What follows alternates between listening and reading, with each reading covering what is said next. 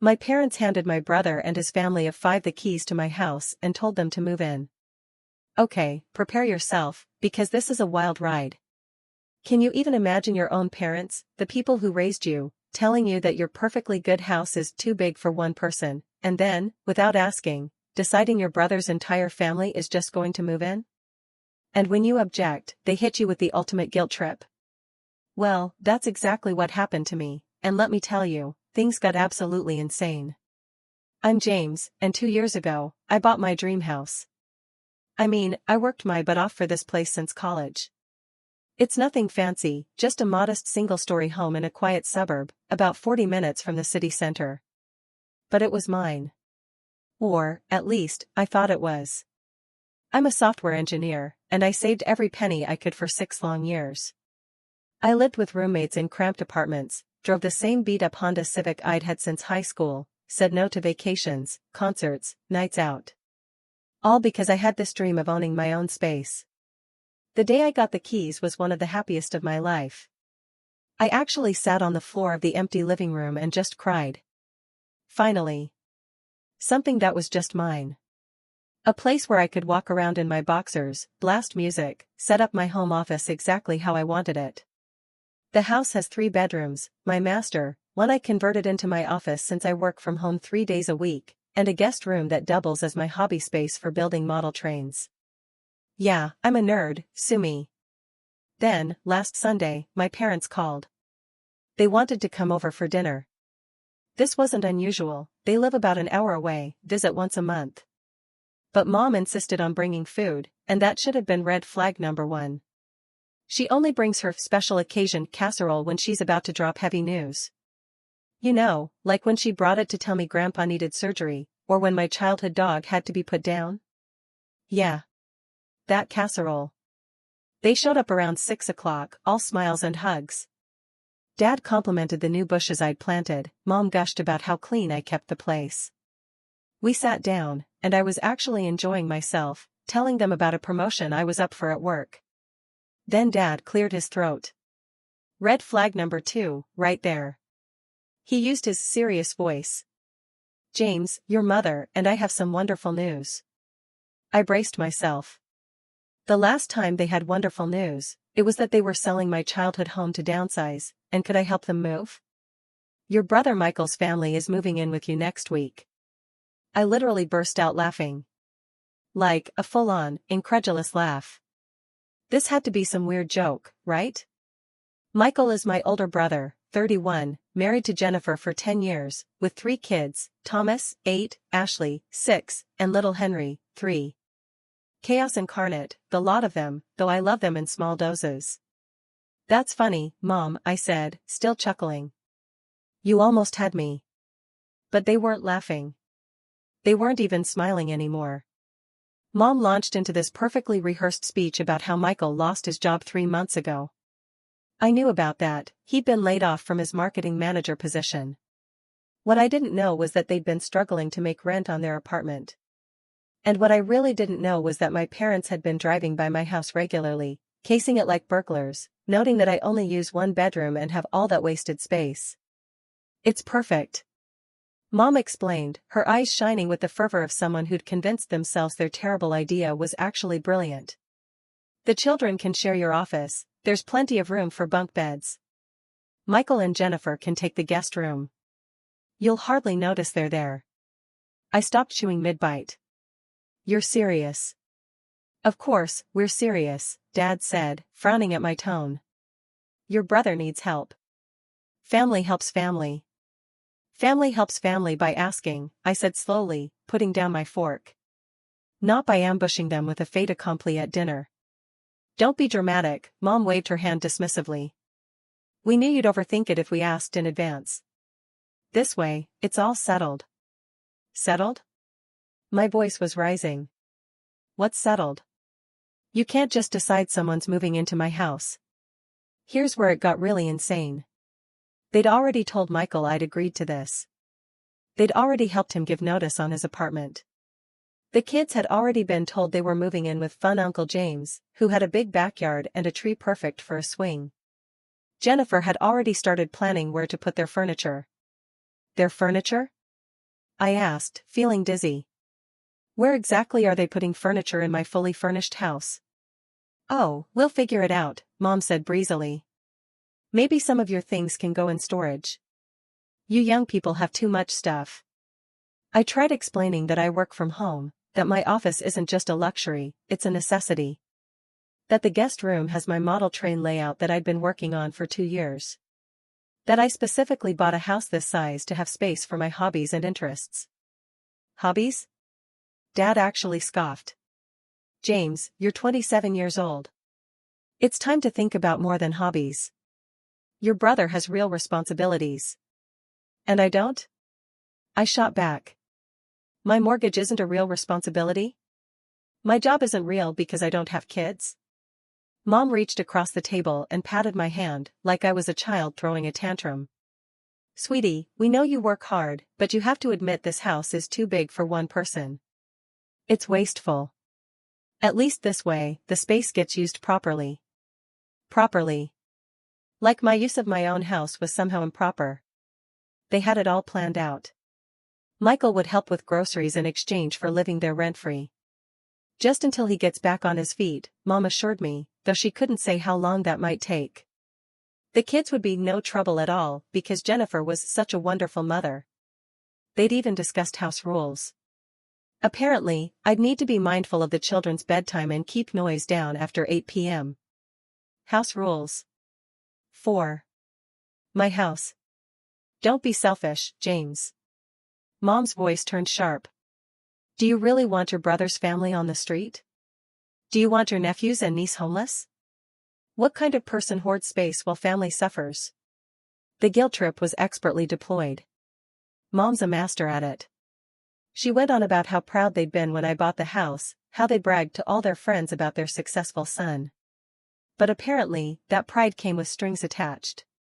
Strings that could puppet me into giving up my autonomy the moment someone else needed what I had.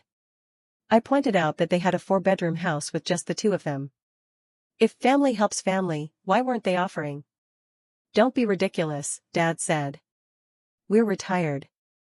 We need our peace and quiet. But I wasn't retired. I was working from that very house. The conversation went in circles. Every practical concern I raised was dismissed. Every emotional plea was met with guilt. Every logical argument was countered with family obligation. By the end, they weren't even pretending to ask anymore. They were informing me of what was happening. The worst part was the premeditation. This wasn't a desperate plea from Michael. This was a coordinated attack. They'd planned this dinner, planned their arguments, planned to present it as a done deal, all to manipulate me into compliance.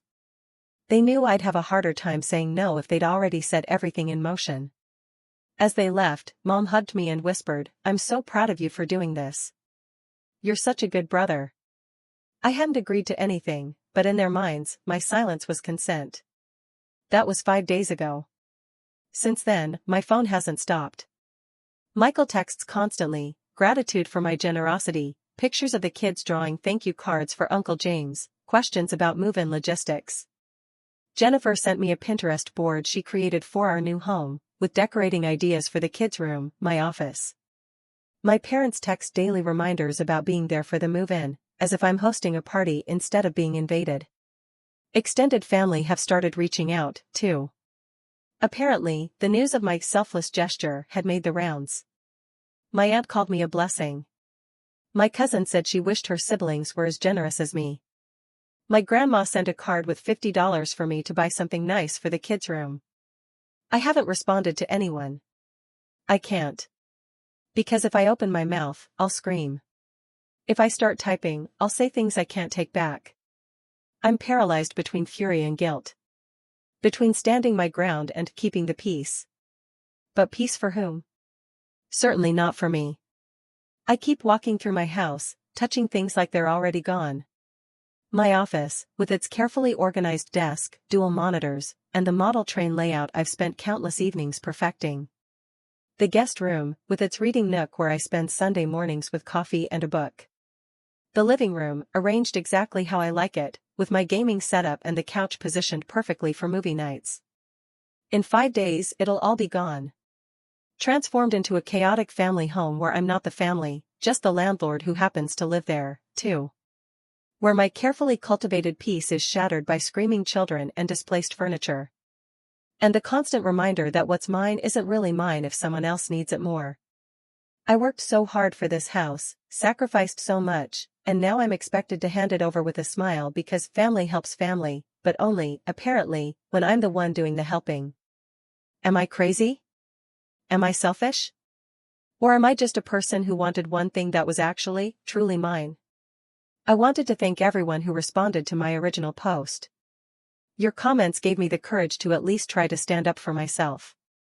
I called Michael the next morning after reading your advice. I tried to be calm, reasonable, explained that our parents had overstepped, that while I wanted to help, having his entire family move in wasn't feasible. I offered to help him look for affordable rentals, maybe even help with a deposit if needed. He didn't answer. I left a voicemail. Then I texted, laying everything out clearly, how our parents had ambushed me, how I hadn't actually agreed, how we needed to find a different solution. I was proud of that text. It was firm but kind, offering alternatives while maintaining boundaries. He didn't respond to that either. What he did do was show up 2 days ago with a U-Haul. I'd gone to get coffee, just a 20-minute run to my favorite local place for a morning latte and some peace to think. When I turned onto my street, there it was, a massive U-Haul, partially blocking my driveway. Its ramp was down, furniture already being unloaded onto my lawn. I parked haphazardly and ran up to find Michael directing 2 movers, actual professional movers, carrying a bunk bed through my front door. My front door, which was propped open like it was move-in day at a college dorm. Michael, what the hell? He turned, grinning, and actually had the audacity to try to hug me. There he is, the man of the hour. Mom said you might be shy about the whole thing, but I knew you'd come through. Shy. Like I was a bashful child, afraid to accept praise for my generosity. Inside was worse. Jennifer was in my kitchen, rearranging cabinets. Oh, good, you're here, she chirped. I was trying to figure out the best system. Where do you keep your Tupperware? I'll need to childproof these lower cabinets. The kids were running wild. Thomas had found my Xbox and was asking if I had any appropriate games. Ashley was jumping on my couch, in her shoes. Henry, sweet 3-year-old Henry, was drawing on my hallway wall with a blue crayon. Jennifer!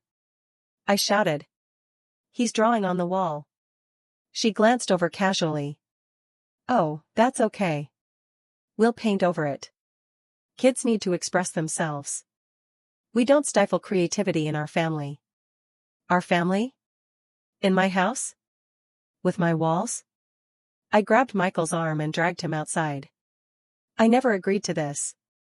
I texted you. I called you. This isn't happening. His face went through this bizarre transformation, confusion, then hurt, then a sort of condescending concern. James, buddy, I know this is a big step for you. It's okay to be nervous about the change. But Mom explained everything. You're just overthinking it. I'm not overthinking anything. This is my house, right? And now it's our home, he said slowly, like I was having trouble with basic concepts. Just temporarily, until I get back on my feet. Which is when he shrugged. A few months. Jennifer thinks maybe by next summer we'll have enough saved for our own place. This economy, you know. Next summer. It was October. That's when the cavalry arrived. My parents' car pulled up like they'd been circling the block, waiting for their cue. They got out with the practiced synchronization of people who'd rehearsed this. Oh, good, you're home. Mom said brightly. We were worried you might miss the big day. What followed was a masterclass in manipulation. Every concern I raised was deflected. Every boundary I tried to set was trampled. I was making a scene in front of the movers. I was confusing the children, who were so excited about their new home. I was being difficult when Michael had already given up his apartment. Hadn't I gotten his notice of that? No. Well, communication could be improved on all sides. Dad pulled out the big guns. Your brother could have moved in with us, But we suggested your place because we thought you'd want to be the one to help. We thought we raised you better than this. There it was. The disappointment card. But the killing blow came from Michael. Look, Jamie, he only calls me Jamie when he's trying to be the big brother, I get it. You've been living the bachelor life. No responsibilities, just your toys and your games. But sometimes life asks more of us. Sometimes we have to step up and be men, not just boys. Playing house. Playing house. In the house I bought with money I earned at the job he used to mock for being just typing all day. While we argued, the movers kept working. Box after box, bed after bed, the entire contents of a 5-person household flowed into my 3-bedroom house like water breaching a dam. By the time my family had worn me down to stunned silence, it was done. The truck was empty. The movers were paid by my parents. I noted they had money for movers, but not to help with Michael's rent. Jennifer had hung their family photos in my living room. The kids had claimed their spaces. My office was already being disassembled to make room for bunk beds. Michael's temporary office, a card table with his laptop, was set up where my reading chair used to be. See? Mom said, surveying the chaos with satisfaction. Everything fits perfectly. It's like this house was meant for a family. That night, after they'd finally left me alone in my own bedroom, the only space still recognizably mine, Michael knocked. Can we talk, brother to brother? Brother to brother, not tenant to homeowner, not guest to host. Brother to brother, as if that relationship superseded all others, including my relationship to my own property. He sat on my bed, uninvited, and gave me this whole speech about gratitude and family, and knowing this was hard for me, but appreciating the sacrifice. He promised they'd be the perfect house guests. Respectful, clean, quiet. The kids are just excited, he explained, when we heard a crash from down the hall. They'll settle in. Then he dropped the bomb that's been echoing in my head ever since. Besides, Mom and Dad are right.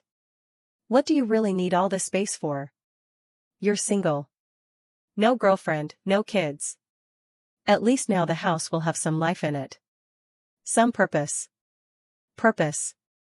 Like my life, my comfort, my peace, none of that was purpose enough. Jennifer knocked next, holding a laminated piece of paper. I made this, she announced proudly. House rules. For my house.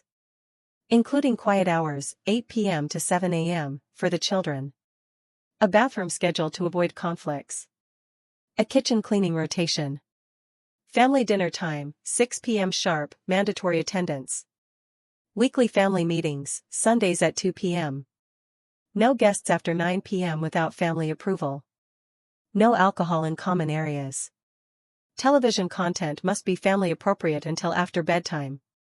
I know it seems like a lot, she said, mistaking my shocked silence for confusion, but structure is so important for children. You'll get used to it. I'm typing this at 3 a.m. because Henry had a nightmare, and his screaming woke the whole house. Jennifer knocked on my door to ask if I could check the closet for monsters, since Uncle James is braver than Daddy, and Michael needs sleep for job hunting. I'm hiding in my own bedroom, in my own house, looking at rental listings on my phone because I can't imagine living like this. The comments on my last post were right. I should have stopped this immediately. But I was raised to be the good son, the helpful brother, the one who never makes waves. Now I'm drowning in the waves they've made in my life, and they're all standing on the shore, applauding my swimming form. It's been 3 weeks of living in what I can only describe as a family-themed occupation of my own home. Every day brings new violations of my space, my peace, and my sanity. I've started keeping a journal to document everything, partly for legal reasons, more on that later, and partly just to reassure myself that I'm not going crazy. The first week was all about establishing dominance. Settling in. Jennifer systematically went through every room, rearranging everything to be child-friendly and more functional for a family. My kitchen became unrecognizable. My coffee maker, which I'd used every morning for 2 years in the same spot, was relegated to a high shelf to make room for a bottle warmer. When I pointed out that Henry is 3 and doesn't use bottles, she laughed and said it was for warming his chocolate milk because he's particular about temperature. My living room transformed into a daycare center. My 65-inch television that I'd saved for months to buy was covered in fingerprints and sticky handprints within days. The streaming services all got locked down with parental controls. My carefully curated movie collection was boxed up because some of those covers are frightening for children. These are DVDs stored in a closed cabinet, mind you. But the real power play came when they annexed the garage. I'd used half of it as a workshop. Nothing fancy, just a workbench, some tools, and projects in various stages. It was my retreat, my creative space. Michael decided it was a safety hazard and needed to be temporarily cleared out. He sold my tools. Let me repeat. He sold my tools. I came home from work to find him loading my table saw into some stranger's truck. "Don't worry," he said, counting cash. "I got a good price. This will help with the kids' school supplies." He handed me $300 for tools worth at least $3,000 and acted like he'd done me a favor. "Now you don't have to worry about maintaining all that equipment." When I exploded, yes, I finally actually lost my temper, Jennifer immediately swooped in with the kids. "Uncle James is having big feelings," she announced, like I was one of her toddlers. "Let's give him space to calm down." They evacuated my living room like it was a bomb site, leaving me standing there, shaking with rage, being treated like an unstable element in my own home. The gaslighting is constant. Every complaint is met with concern for my adjustment issues. Every boundary I try to set is making things difficult for the children. When I locked my bedroom door to work in peace, Jennifer texted the family group chat, which I'd been added to without my consent, that she was worried about James isolating himself and maybe he needed to talk to someone about his antisocial tendencies. Michael, meanwhile, has fully embraced his role as patriarch of our house. He's changed internet passwords for the children's safety. He's met with neighbors to discuss fence options, introducing himself as the family man who's taking care of the place. He even accepted a package for me and opened it because we don't keep secrets in a family home. It was a graphics card, a $600 graphics card I'd ordered for my gaming setup, which he decided was excessive and offered to return for me since that money could be better spent on family needs.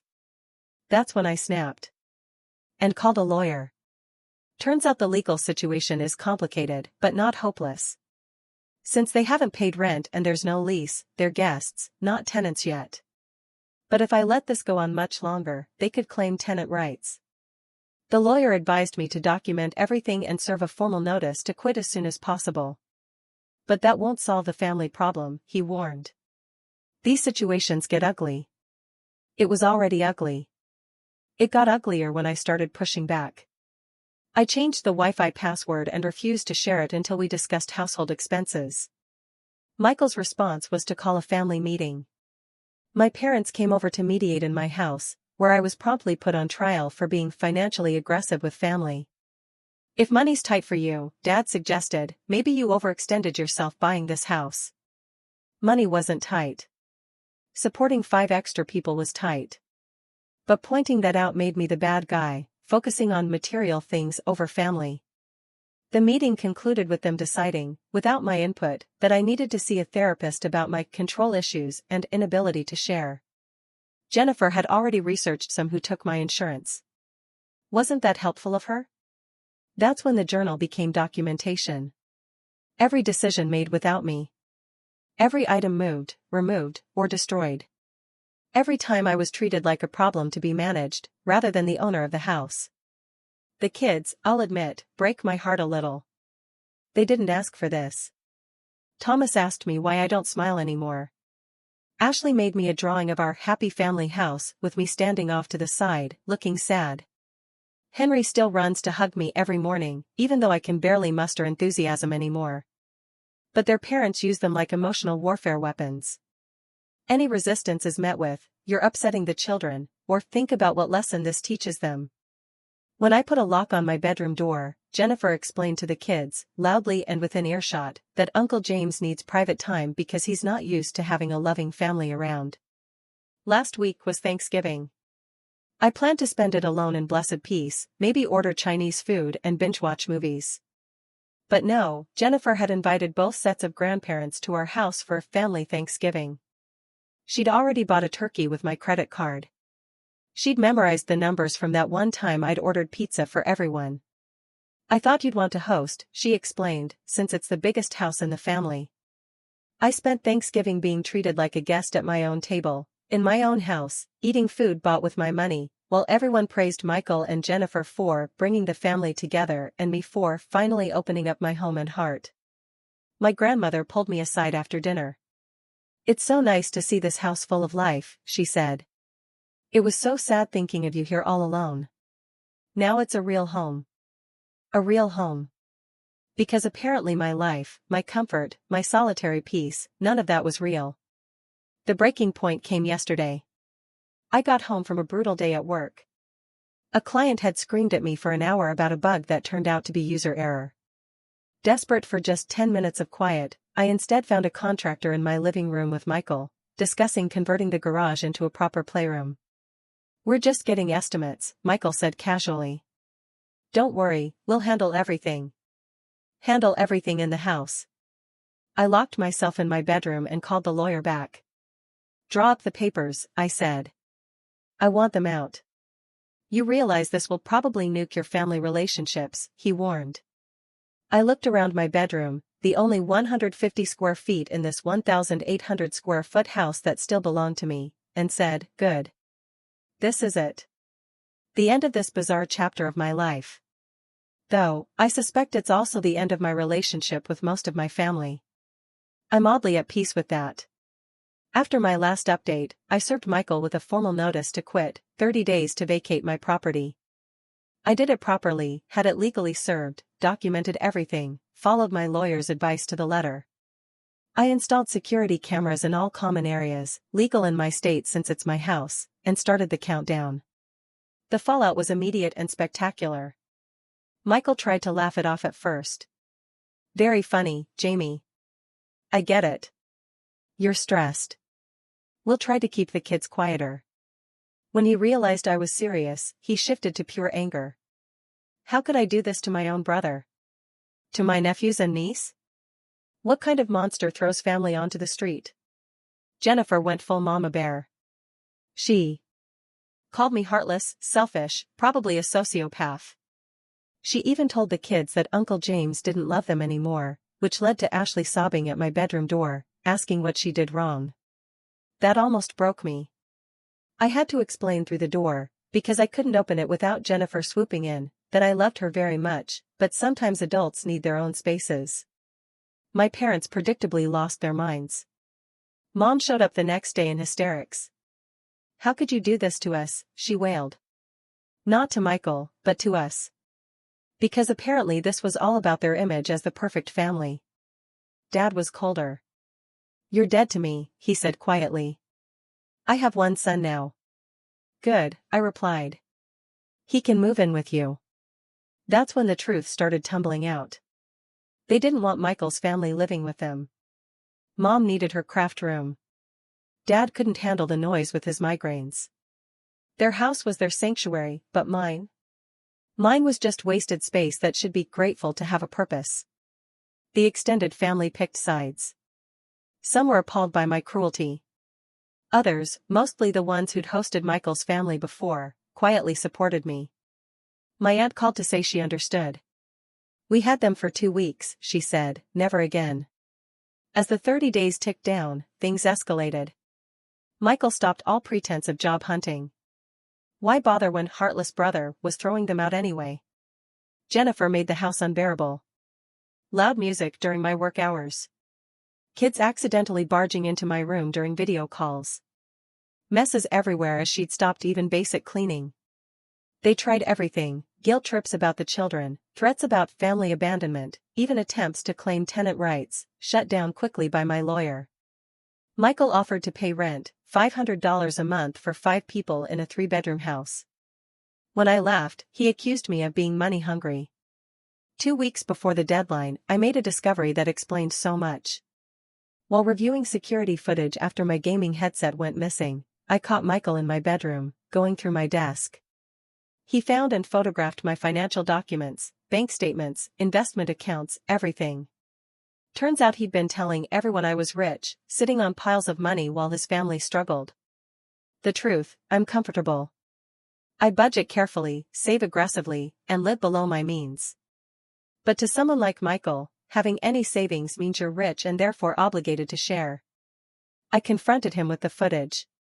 His response: "I knew you were hiding something. You could easily afford to support us. You're just selfish." That's when Jennifer made her biggest mistake. She tried to rally the troops by posting on Facebook a long, dramatic post about how her children were being made homeless by their cruel uncle who chose his expensive toys over family.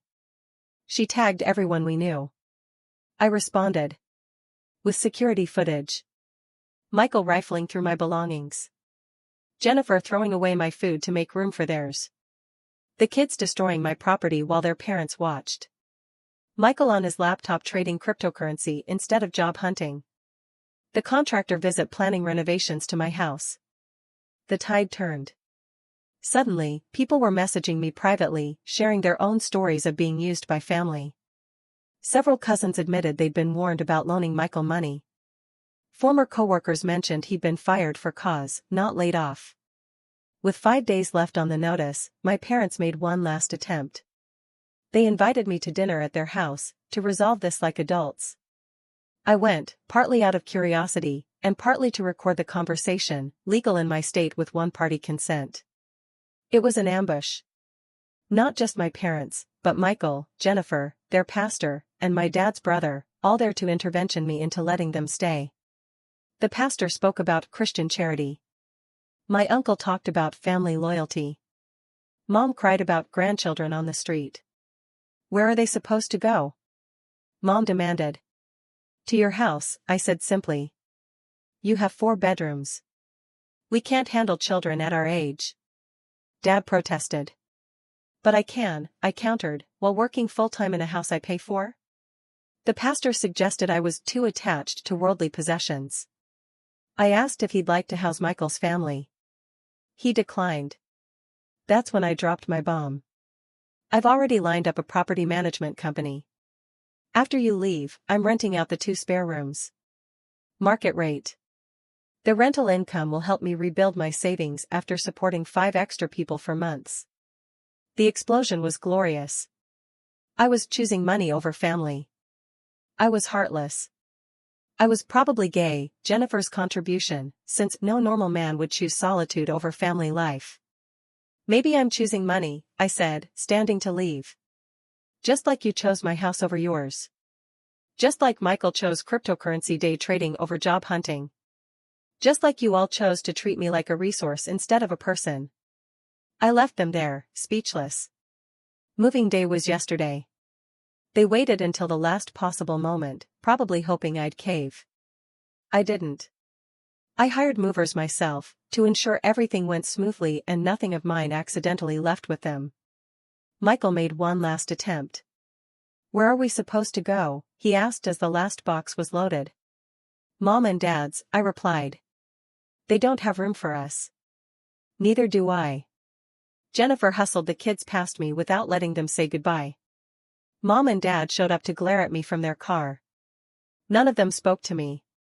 Last night, I sat in my empty, quiet house for the first time in 3 months. I ordered Chinese food. I watched an R-rated movie in my living room. I walked around in my boxers. I used my kitchen without asking permission or working around someone else's schedule. It was glorious. This morning, I woke up to 47 text messages. Michael and Jennifer are at my parents' house, and it's not going well. Mom's craft room is now a kid's room. Dad's dealing with noise during his afternoon naps. Jennifer's trying to reorganize Mom's kitchen. They're all miserable. Good. I blocked most of them. The flying monkeys who think family means being a doormat. The relatives who think having space means owing it to others. The parents who saw me as an extension of themselves rather than an individual. I kept Ashley's drawing of our happy family house. It reminds me that love doesn't mean letting people take advantage of you. That family isn't about obligation, but mutual respect. That sometimes the best thing you can do for everyone is say no. My therapist, the one I chose myself, not the one Jennifer researched, says I'm grieving. Not just the family relationships, but the illusion of what they were. The fantasy that my family loved me for me, not for what I could provide. It hurts, but it's a clean hurt, like resetting a broken bone so it can heal properly. The house is mine again. I'm converting the office back slowly, savoring each piece of furniture returned to its place. The guest room will stay a guest room, for friends who respect boundaries and ask before visiting. The garage will get new tools eventually when I've rebuilt my savings. I'm not the son or brother they wanted me to be, the eternal giver, the family resource, the empty vessel to fill with their needs. I'm just James. A single guy with a 3-bedroom house that's exactly the right size for one person who likes his space. And that's enough. So, what do you think? Have you ever had to stand up to family members who just wouldn't respect your boundaries, no matter what you did? How did you handle it, and what did you learn? Share your story in the comments below. I really want to hear your experiences. If you found strength or inspiration in this journey of setting boundaries and finding your own voice, please consider giving this video a like, subscribing to my channel, and sharing it with someone who might need to hear this message. Remember, sometimes the most loving thing you can do for yourself is to say no to those who don't respect your boundaries. Thank you for listening, and may you find the courage to protect what matters most to you.